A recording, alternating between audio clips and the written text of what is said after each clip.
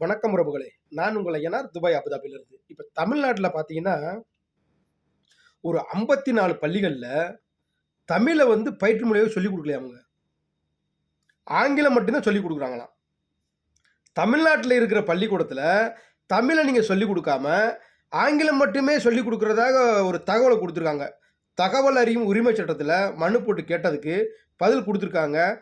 54 பள்ளிகள்ல ஆங்கிலம் மட்டுமே சொல்லிக் குடுக்குறாங்களாம்.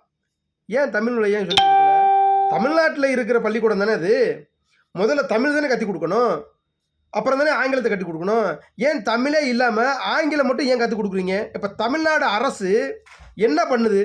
பள்ளி கல்வித்துறை அமைச்சர் என்ன பண்றாரு? இதெல்லாம் போய் என்னன்னு பார்க்க மாட்டாங்களா? ஆ? என்னங்க ஒரு அநியாயமா இருக்கு. தமிழ்நாட்டுல தாய்மொழி தமிழ தானங்க முதல்ல கத்துக் குடுக்கணும். ஆங்கிலம் மட்டும் தான் கத்துக் குடுக்க மாட்டா, அப்புறம் அரசாங்க பள்ளிகள ஆங்கிலம் மட்டும் தான் கத்துக் குடுப்பீங்களா? ஆ? இத தமிழ்நாடு அரசு பள்ளி கல்வித்துறை போய் நேரடியா போய் பார்த்து ஆய்வு பண்ணி, ஏன் இந்த மாரி மாத்திருக்கீங்க? தமிழ்ல முதல்ல பாடத்த சொல்லிக் குடுங்க. அதுக்கப்புறம் ஆங்கிலத்த சொல்லிக் குடுங்க. அப்படின்ட்டு நடவடிக்கைகள் எடுக்கணுமுங்க. ஏங்க பள்ளி கல்வித்துறைக்கு கோடிக்கணக்குல பணம் ஒதுக்குறாங்க தமிழ்நாடு அரசு. சரிங்களா? அப்ப அரசாங்க பள்ளிக்கூடங்கள்லாம் பாதுகாக்க வேண்டியது அமைச்சரோட வேலை. அமைச்சருக்கு எதுக்கு சம்பளம்? எதுக்கு சம்பளம்?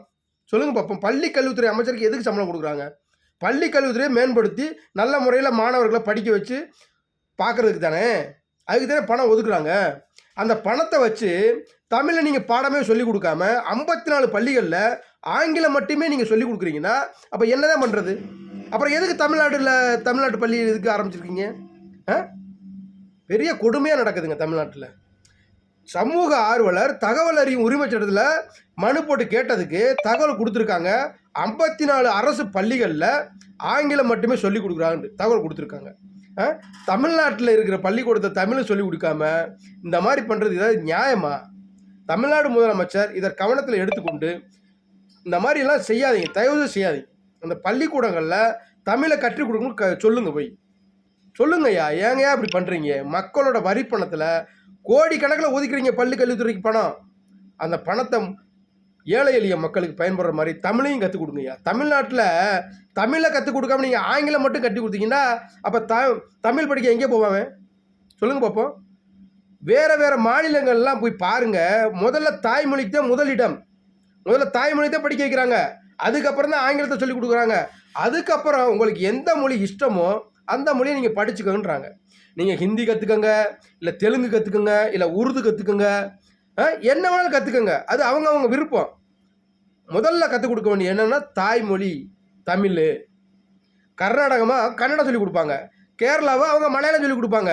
ஆந்திராவா அவங்க தெலுங்கு சொல்லிக் குடுப்பாங்க. அந்தந்த மொழியில எழுத படிக்க கத்துக் குடுக்குறாங்க முதல்ல. ஆனா தமிழ்நாட்டோட நிலைமை பார்த்தீங்களா எப்படி இருக்குண்டு? 54 அரசு பள்ளிகள்ல ஆங்கிலம் மட்டுமே சொல்லிக் குடுக்குறாங்களாம். பாருங்க. அதுவும் தமிழ்நாடு அரசு பள்ளிக்கூடத்துல. இதெல்லாம் எப்படியாப்பட்ட ஒரு இதுன்னு பாருங்க. நிலவு பாருங்க.